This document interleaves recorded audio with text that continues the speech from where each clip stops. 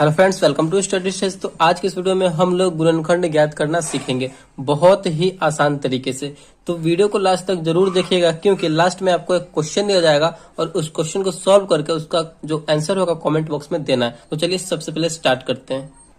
तो चलिए वीडियो को स्टार्ट करते हैं। यहाँ पे मैंने पहला क्वेश्चन लिया हुआ है x square minus 3x minus 10। इसको जो है हमें सॉल्व करना है, इसका गुणनखंड हमें तोड़ना है। गुणनखंड का मतलब होता है खंड बाई खंड के रूप में इसे हमें तोड़ना होता है, ठीक। तो इसके गुणनखंड बनाने के लिए हमें करना क्या होता है कि लास्ट में जो नंबर दिया हुआ रहता है, लास्ट वाले नंबर को हमें स्टार्टिंग में जो एक्स स्क्वायर, तो एक्स स्क्वायर हमारा यहाँ पे है, तो एक्स स्क्वायर को जो गुना में लगा हुआ रहता है उसके साथ हमें इस नंबर को गुना करना है, ठीक। तो इस नंबर को जो एक्स स्क्वायर के जो गुना में लगा हुआ है उसके साथ गुना करना है। तो एक्स स्क्वायर यहाँ पे है और एक्स स्क्वायर के गुना में क्या लगा हुआ है, तो कुछ भी नहीं लगा हुआ है। जब एक्स स्क्वायर के गुना में कुछ भी नहीं लगा रहे तो इसका मतलब क्या होता है 1। तो हमें 10 में 1 से गुना करना है, 10 में 1 से गुना करेंगे। बहुत ही आसान तरीके से आप लोग सीख जाएंगे, बस वीडियो को देखते चलिए। तो 10 में 1 से गुना करेंगे तो हो जाएगा हमारा 10। पहला स्टेप हमारा यहाँ पे कंप्लीट हो गया, 10 आ गया, ठीक। उसके बाद आपको क्या करना है, जो हमारा 10 आया है, जो ये नंबर गुना करने पर आया है, तो अब ऐसी दो संख्या को आपको अपने माइंड में सोचना है कि कौन सी संख्या को गुना करेंगे जो 10 है,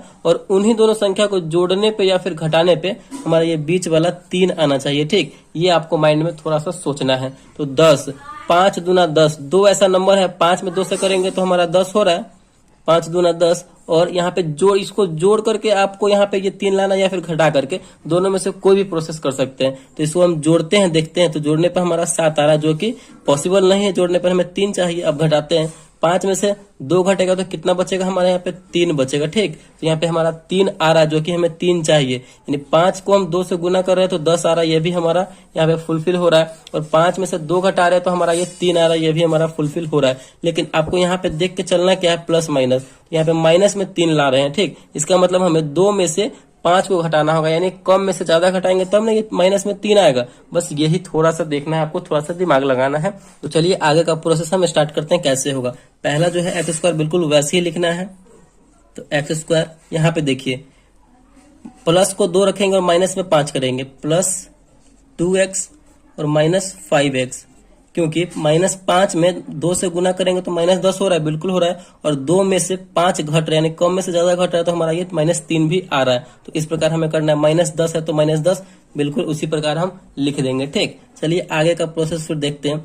अब यहाँ पे हमें क्या देखना है कि इन दोनों को साथ में लेकर चलना, और इन दोनों में से जो कॉमन होने वाला होगा उसको कॉमन कर लेंगे, यानी जो बाहर निकलने वाला होगा उसको बाहर निकाल लेंगे। देखिए इसमें भी x लगा हुआ है और इसमें भी x लगा हुआ है, तो x को हम बाहर निकाल सकते हैं, कॉमन कर सकते हैं, बिल्कुल कर सकते हैं। तो x हम बाहर निकालेंगे गुना के रूप में। तो यहाँ पे क्या बचेगा, सिंगल x बचेगा, क्योंकि x में x से गुना होगा तो एक्स स्क्वायर यहाँ पे हमारा हो रहा है, ठीक।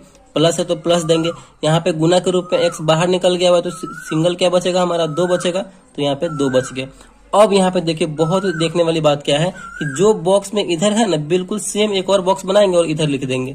एक और बॉक्स बनाएंगे, जो बॉक्स के अंदर है बिल्कुल वही लिख देंगे। x प्लस 2 है तो x प्लस 2 यहाँ पे हम लिख देंगे। इससे आपको बहुत ही आसानी मिलेगी। अब यहाँ पे हम कौन से नंबर से गुना करें x में जो माइनस 5x हो जाए। तो यहाँ पे अगर हम माइनस 5 से गुना करते हैं x में तो कितना हो जाएगा, माइनस 5x हो गया। और माइनस 5 में 2 से करेंगे, प्लस 2 से, तो यहाँ पे 5 दूना 10 और माइनस लगा हुआ है तो माइनस प्लस माइनस, यानी हमारा माइनस 5 रखने से ये भी हमारा इसमें फुलफिल हो गया, ठीक। तो अब अगला स्टेप क्या है, फाइनल हमारा स्टेप है, मतलब यहाँ पे आंसर हमारा आता है वो एक बार x और माइनस 5 को साथ में लिखेंगे।